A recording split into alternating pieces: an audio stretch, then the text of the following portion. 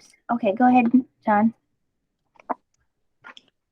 Okay, February 4th at 8:30, and we will call the Economic Development, Historic Preservation, and Environmental Conservation Committee to order. And if we could have the roll call.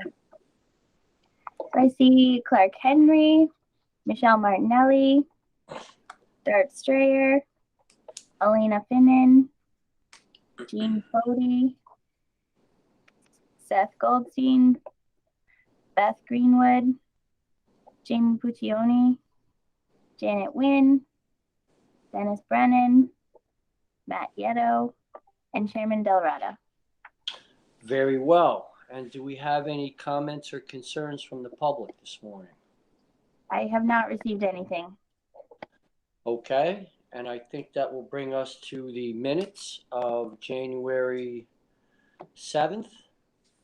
Do we have any additions or deletions or modifications to those minutes? Seeing none, I will make a motion to approve.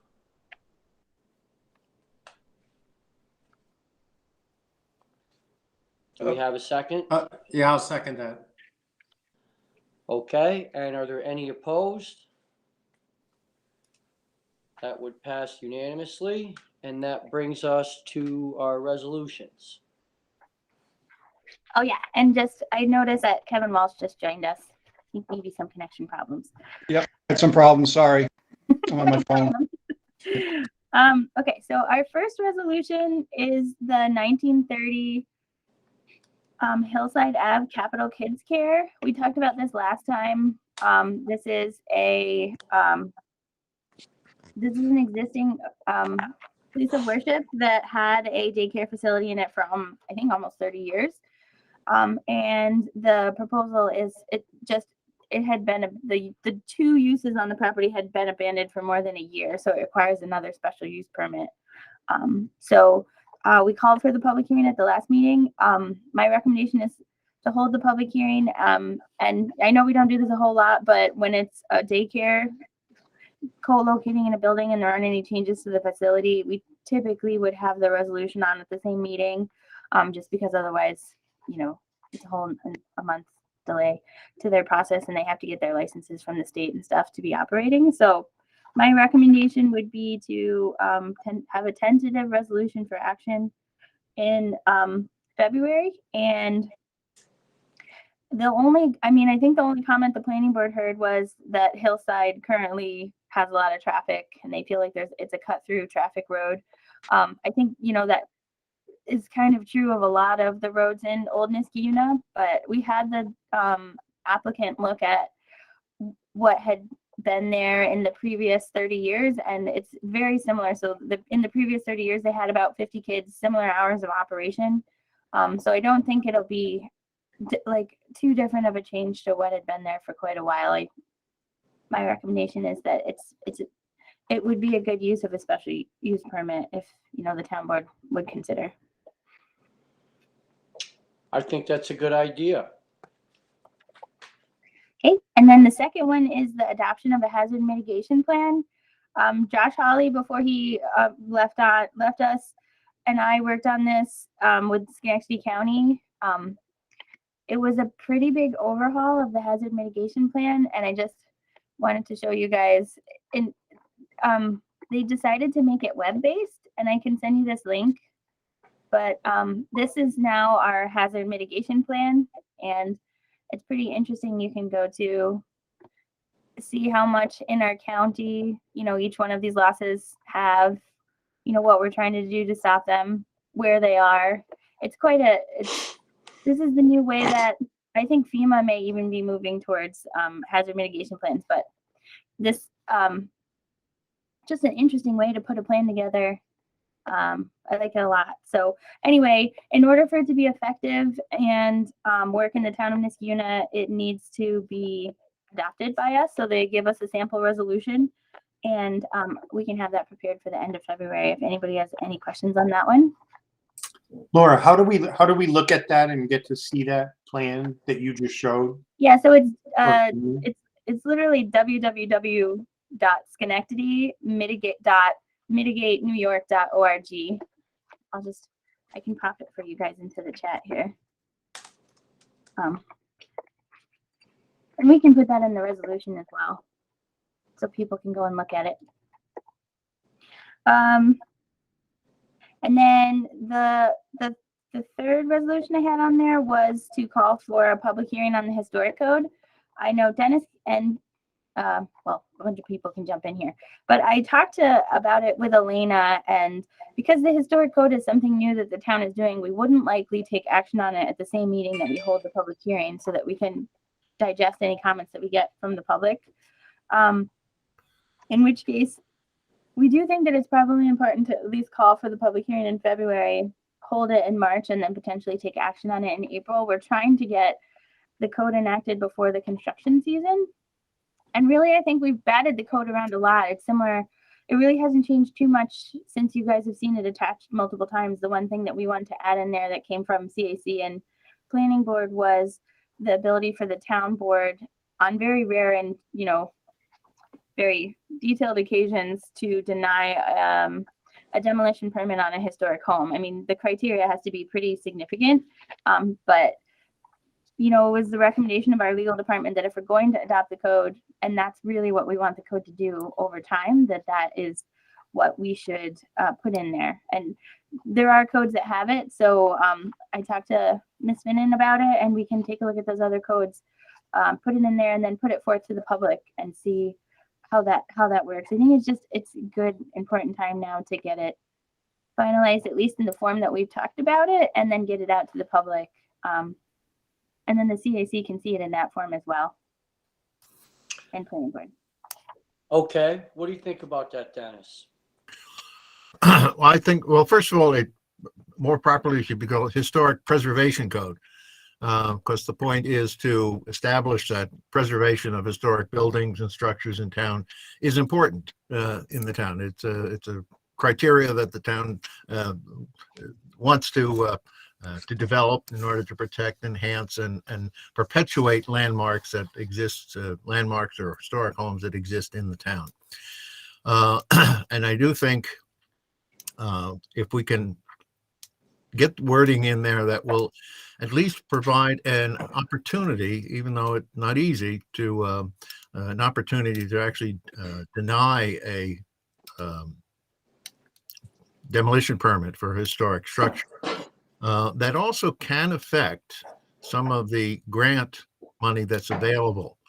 And especially I know in New York State, in some programs where you can get grant and aid to help preserve historic structures.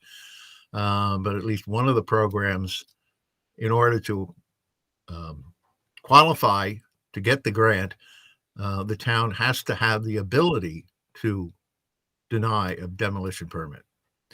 So at any rate, I think it's a good idea, time to move forward with it. And I'm very much in favor of adding the language. The last version of the code only had language that would allow a delay of a demolition permit for about 90 days. But I think it would be nice to add the language that would allow the denial of a demolition permit. All right. So we can do that by when, Laura? What's the So time? So the process for the town board is, you do a resolution to call for the public hearing, then you hold the public hearing, and then you do action. And so if you wanted to spread that out across the 3 meetings, you still have actually 3 months, which gives, the planning board and the CAC plenty of time to look at things even before the public hearing's held. So that's just why I would say that calling for the public hearing at February 22nd, holding it March 22nd, action on April 26th. It gives us a lot of time to get public feedback and work through any issues and both boards that we can make sure that it's the best that it can be for the end of April. Excellent. All right. Okay, so the second 2 are very tentative. I'm not really sure that either will be necessary at this point, but if we wanted to appoint a planning board member, that email only went out, not very long ago. My guess is that really this should be probably March. But if you guys are ready, it's really on you. if you guys are ready and happy with the name, we can have a placeholder for appointing a planning board alternate. And I had some TDE rates trickle in after our resolution last month. So I was going to take a look at them. I don't know that we need to add them on there. I want to talk to Elena about them, but there's a possibility that we would add a TDE or two to our TDM town designated engineer list. All right. As far as the planning board is concerned, I don't have a preference on that. We can wait another month or. Yeah, because I think the deadline for the resumes is the 16th. So it wouldn't give you a whole lot of time to go through them and choose one, but I put that there because I wasn't exactly sure what the timelines were.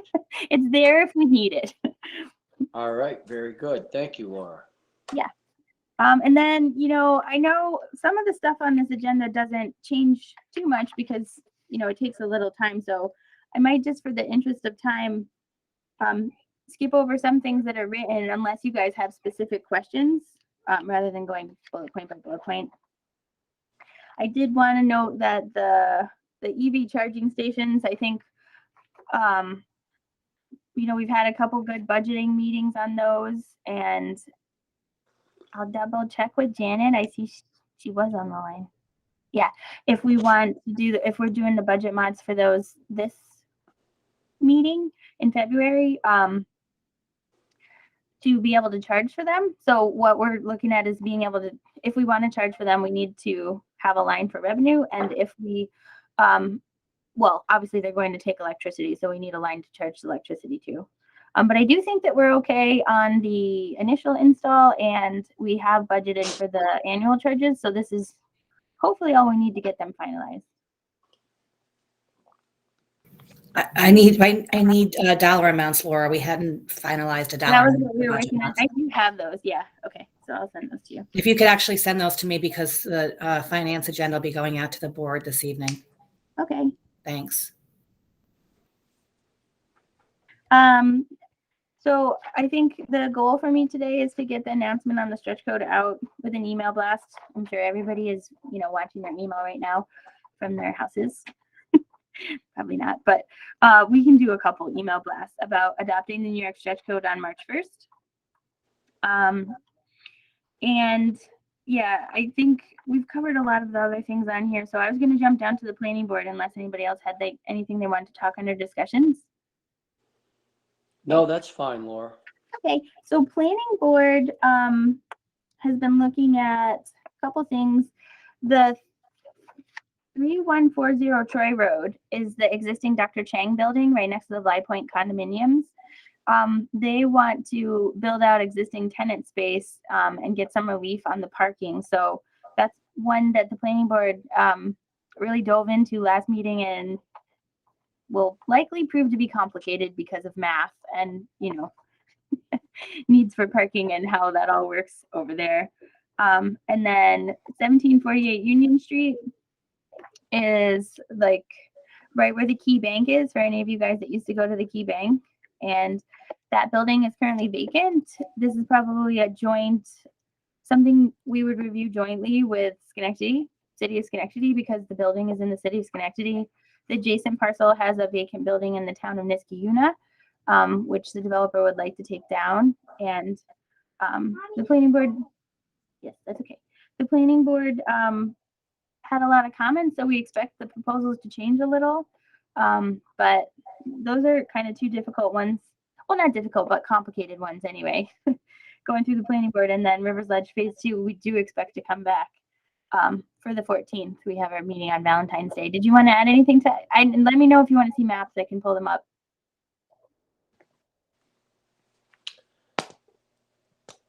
Okay, so February zoning board has no cases. They had a huge one, the last couple meetings, but just due to weather and building permits, there's no cases scheduled for February.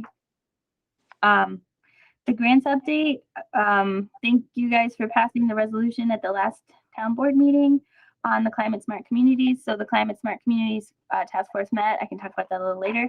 As soon as we get that contract, we want to try and get it signed because there's certain timelines for uploading these things in order to be climate smart certified. And if we complete this grant, you know, and it's a tight timeline, but if we complete it, you know, within maybe 6 months, we should be able to meet a timeline to get certified. Otherwise, we have to wait a whole nother year to get certified. And the certification means what? So the certification means that we are working and on the forefront of being a climate changer and, you know, protector, and working on mitigation and ways to save our residents money and help with resiliency in climate change. But it also gives us points in the second round of the Clean Energy Communities grant. So it's quite a bit of points to become climate smart certified. And if we reach a points threshold in that point game, that makes us much more eligible for a $75,000 grant rebate. So it all ties together into good things. Absolutely. But then the one that I wanted to talk to you guys about a lot was the Community Forestry Conservation Grant Program. I had sent this in an email. DEC just came out with a grant specific to preserving privately owned forest in New York State. So they've got $1 million that they want to take to leverage making private forested lands and help towns to purchase them. Their preference is, you know, like a fee simple purchase, but you can do easements. And they want it to be 10 acres that can be publicly accessed, because the intent would be to preserve the land in perpetuity as forest, but also allow it to be for climate mitigation, but also allow it to be publicly accessed place, you know, so that people can enjoy it. So that dovetails really nicely into what the Natural Resource Inventory is doing. And I was just talking to Dart about some places that we'd like to take. It's a 10% match. So if we were able to get somebody to donate, well, to agree to sell us a forest for, you know, $70,000, say, the town would only be on the hook for $7,000, and we would have that preservation. So it's a really exciting grant. And we need to just pick out some areas and then run them past you guys and see which ones we'd like to pursue, if that seems to make sense, and then what the cost would be. Excellent.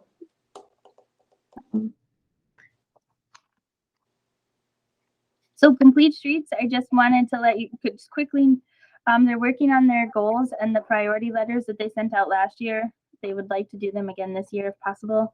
And then they've requested the coordination with the schools on the, you know, Complete Streets traffic mitigation types of additions that they were going to put into the school's capital project. So tree councils, we're working on the Girl Scout tree promise that I talked to you guys about a little bit. Linda did a pretty lengthy presentation at the tree council meeting at the last month, and they are interested in the program. They want to tweak it a little before we bring it to the town board. So we're going to keep working on that. And then they just would like to see if I could schedule a meeting with the highway so that we can coordinate the spring. We got a lot of trees coming in the spring. I think we've got the elm trees and some fancy trees coming in the spring. So we just want to coordinate where those are going to go with the highway department. Very good. And Laura, I see that there's a grants meeting on the list. Has that been scheduled or? Yeah, it hasn't been scheduled yet. I do keep bringing it up, but I think there's a lot going on at town hall, but it is timely. Yeah, it would be a good idea to make sure that we're all on the same page, especially with Beth and yourself, and making sure we get our applications in and we know what our timeline is and all that stuff. It's a good idea. Yeah, everybody's been great to work with so far. It's really, I thought, been a wonderful process, but just outlining responsibilities and making sure we're all on the same page is really important. So yeah, that's what that grants meeting is all about. Excellent. And is Bill Chapman online or no?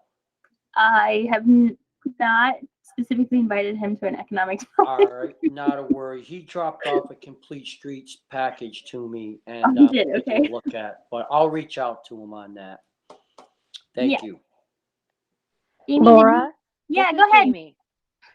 I know you have mentioned this grant meeting, and I think it would be helpful to send an email Sure. to Susan and let her know who should be invited to said grant meeting, and then it would be scheduled.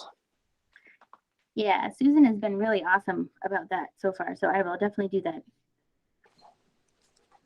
Excellent. Laura, what is the $5,000 rebate grant program? Oh, I was gonna talk about that under climate smart communities, but we Okay. can talk about that here. So that is when we adopted the stretch code, we get a $5,000 rebate from NYSERDA, which we have already been approved for. But we have to submit how we're going to use it to NYSERDA, and it has to be for the reduction of greenhouse gases.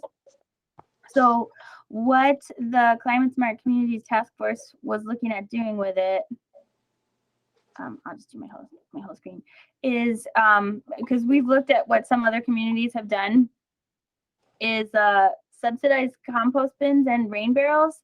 Some communities have done compost bins, some communities have done LED lights, just things that reduce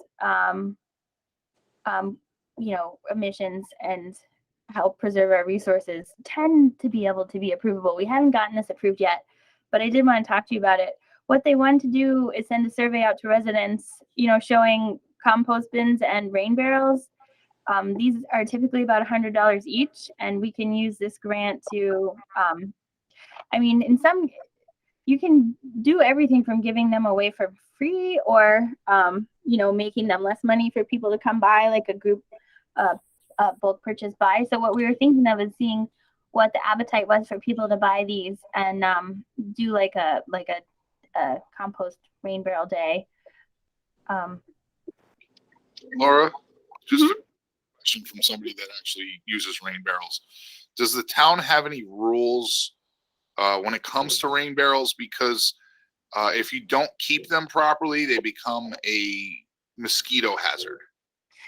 Well, yeah, property maintenance wise, we do have rules. You can't have like open water that's breeding mosquitoes. That's in our property maintenance code. But as you can see, that one has a cover. It's a closed system. But if you don't properly maintain it and becomes a nuisance, it is a code violation. But that's true of almost anything on your property.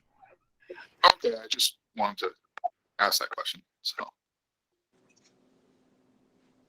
Jamie, you can just jump right in. Well, you mentioned wanting to conduct a survey, so I wanted to know if you need some sort of support in order to conduct the survey and analyze the data. Yeah, so Complete Streets did a survey not that long ago, but it took a little while because we wanted to run all the questions past, the supervisor and make sure that, it doesn't seem like we could get into legal trouble, but we make sure we don't get into legal trouble with our with the surveys that we put out, and then I had asked Seth the other day because I was trying to remember what software we used before, but I think we just generally use SurveyMonkey. That seems to be completely fine. And then the question would be like, how many people respond? Because Climate Smart Community Task Force is very data driven. So they want to know the number of people responding and coordinate it with the number of people we have in our community so that we would know potentially how many to order, but what our margin of error is. Because if we're, trying to order 50, but our margin of error is like 50, then we want to be careful. So we want to make sure that we get good responses to the survey. Yes, and would the survey be similar to the one we did with the chickens? Yeah, chickens and Complete Streets survey would be similar. Mm-hmm. Yes, they was a pretty good response to the chicken survey. So people seem to be in tune with that. Yeah. Not to digress too much, but how many permits do we have for chicken coops? Yeah, it's I think Linda's the one to ask that, but I think it's in the 10 to 15 range now. Maybe I'll have to. Do you know that, Jean? Yeah, I wouldn't say it's more than 20. Oh, it's more than 20 already. Wow. No, I said I wouldn't say it's more than 20. It's not. Yeah, okay. Yeah, I think it's in the 10 to 15 range. I think that's going to max out at 50, but that'll probably take another year or two even to get there. Yeah, and this is true of all kinds of things that happen. Some of them come and some of them go. So it fluxes in and out. We'll see what that tends to end up looking like. We really haven't had, to my knowledge, any major disaster complaints though. How much trouble can a I don't want to chicken jinx cause? myself. I know. I mean, you guys, I mean, we talked about this before when the rooster was running around. I can't remember, maybe Linwood or something, and the police were trying to chase it down at like 2 a.m. Yes. But, yeah. Was it a rooster or a turkey? That was a rooster because it was calling. Wasn't a chicken, but What's next, Laura? okay, sorry, I digress. Oh yeah, so I guess what I'll probably do is write that proposal up to you guys and come up with a quiz, send it to you guys and see what your thoughts are. There's other things we can do with that money as well, but we haven't done anything. So other communities have done something like this and we never have. And so we thought it might be good for us to try and see how it goes. Conservation Advisory Council, I just wanted to show quick. We were working pretty hard on finalizing our LOMO initiative, and we talked about it with Roy Thornton quite a bit at the CAC meeting, and then talked about it a little bit at the Highway Committee meeting. And just to give you a sense, we're trying to finalize these signs. This is kind of one of the last things that we have to do, which we've talked about a couple of times, but Ellen's been working on these. They may change a little, but here's, she was able to reach out and get a bobolink drawing from a lady, I believe from Cape Cod. Did she say, Dart? Yeah, that's correct. An artist. Yeah. Yeah, so that people know, you know, why the grass is longer. And then another thing that we're working on, which we want to have a meeting with Ray on, is that Schenectady County Soil and Water Conservation is willing to come and help us put wildflowers in the long grass, because that was one of the things we heard from the residents when we talked to them. We went around and met with the homeowners in that area, and a bunch of them said, you know, we support diversity and, you know, pollinator habitat and things like that, but we just don't want it to look bad. So I mean, that's everybody's definition of what looks bad is different, you know, but if we can add wildflowers in there and add a sprinkle of color and, you know, so that it's, yeah, I mean, I think it's just helpful. So that's something that we want to do.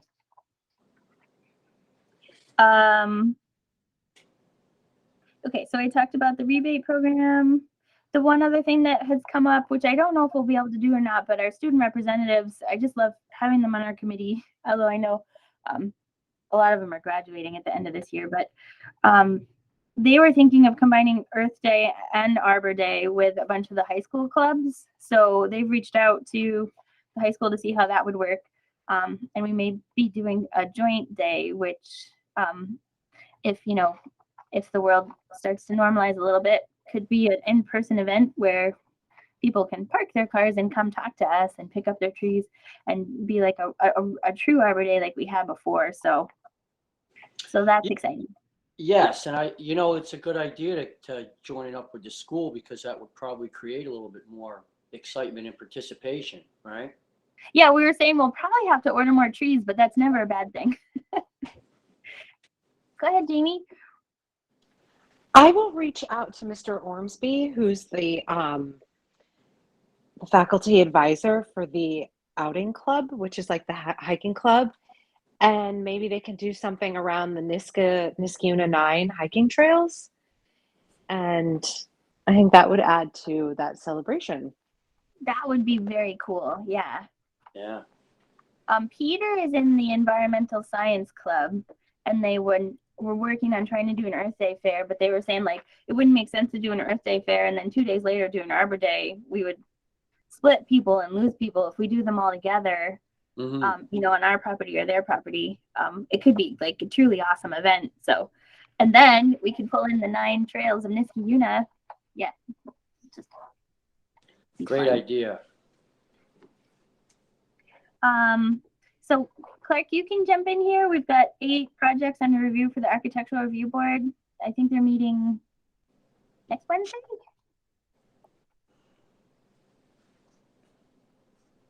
We're meeting actually the Wednesday after next. Oh, okay. 16th, I believe. Yeah. And Yeah. the one main project is the shed/garage. Maybe you want to. On Northumberland, yes, we're trying to, you know, the Architectural Review Board is voluntary, but I think we've convinced the Northumberland guy to come talk to them to see if there's some things we can do with that shed to make it look nicer. And the advantage to the architectural review board is that their architects are builders, so they do these projects in and out all the time, and hopefully they can offer things that'll make the building look better, but they can sometimes even be a cost savings or a very minimal cost increase to the person building the building, just by the nature of them, with the wisdom of doing this for their everyday lives. So hopefully that will help with that project. And then they've got some other ones too. And I think this particular gentleman has a garage or a shed that's a couple feet too tall. So he needs to kind of trim 2 feet off of it. And he's proposing to just kind of chop the peak off. So the ARB is going to hopefully work with him to see how to best do that in a aesthetic manner. Yeah. Is there some type of variance or hardship variance he could have to keep the peak if it's not too obtrusive? He was given the opportunity to appeal it to the zoning board of appeals and chose not to, and wants to bring it into compliance. So, Okay.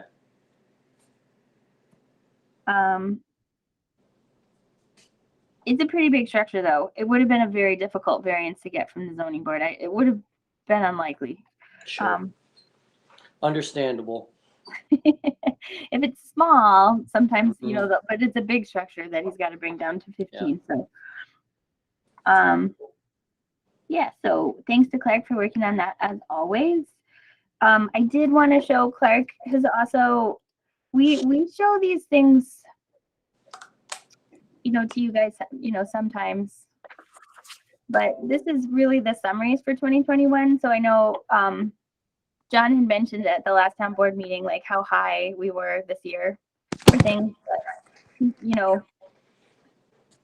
up 19% on building permits from a 5-year average, up 23% on building inspections, 181 complaint inspections of more than usual this year.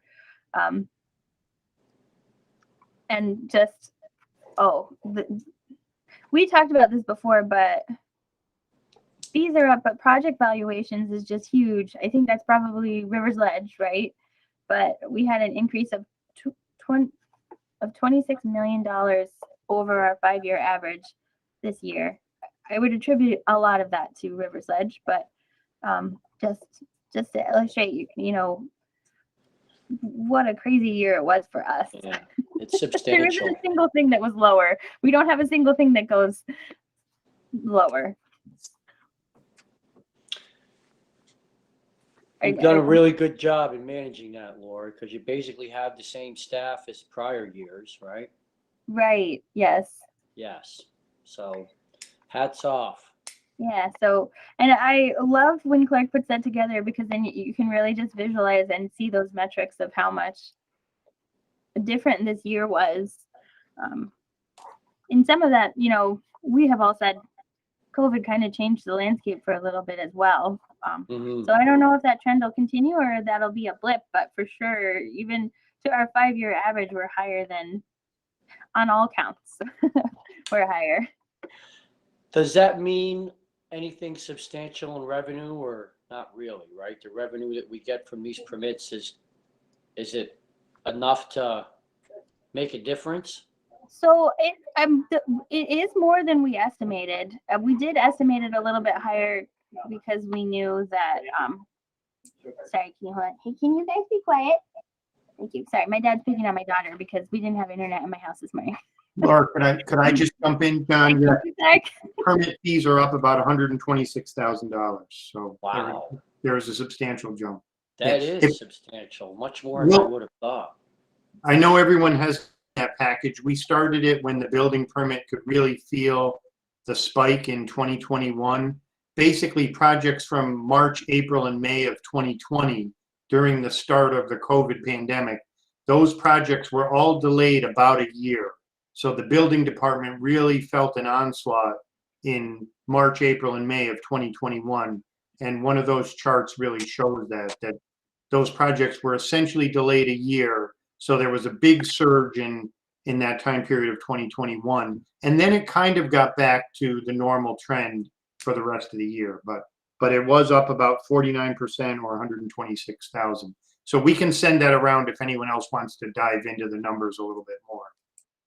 That is really impressive. And I got to tell you, and Jamie, this with the increase in the building permits, it's not just the building permits, but during this time, people were more agitated.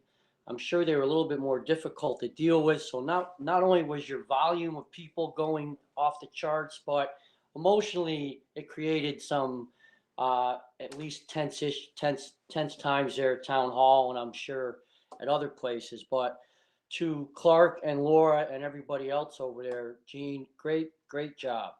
Really great job. I appreciate it. Thank you. Thanks, John. Yes. Yes, I agree. I've seen the team in action and they're a great group of people. So I'm excited to be working with them. Thank you. Thanks, Jamie. So really the only last item I had, unless somebody else wants to talk about anything, is that Elena has been very responsive to, you know, a lot of the open-ended things we had with the building and the planning issues. And she had met with Matt and gone through what he, you know, his outstanding legal issues, and that had worked really well, come up with a game plan for how to handle them. And so her and I are going to do a similar thing with our two departments, the building and planning, and go through a list of things that need to be done and a plan for tackling them. So I know she's got like a ton of stuff already and we're just adding to her list, but that was our plan for the legal actions, and we can update you on them next time, unless Elena wants to jump in on that.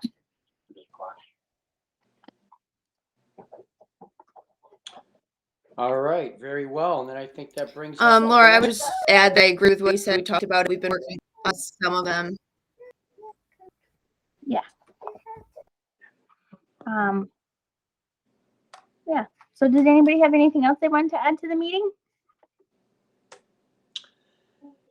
If there is nothing further for the good of the order, I will. Oh, I'm done. I do have to ask for an executive session. It should be very short. I'd just like to ask for it pursuant to Public Officers Law, Section 105, to discuss anticipated litigation regarding a recent decision by the zoning board. Okay. Jeannie, did you say something? I think you're on mute. So do you want to go into executive session? Is that what we're proposing? Yeah, just really quickly. Yeah. Okay. Yeah. We can do that. Does that require a vote, Elena?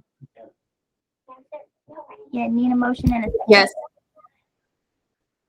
All right, I will second the motion to go into executive session. And is there any opposition? Seeing none, we will go into executive session, and then upon coming out of executive session, there will be no more further public business. Okay, so I'm just gonna stop the recording.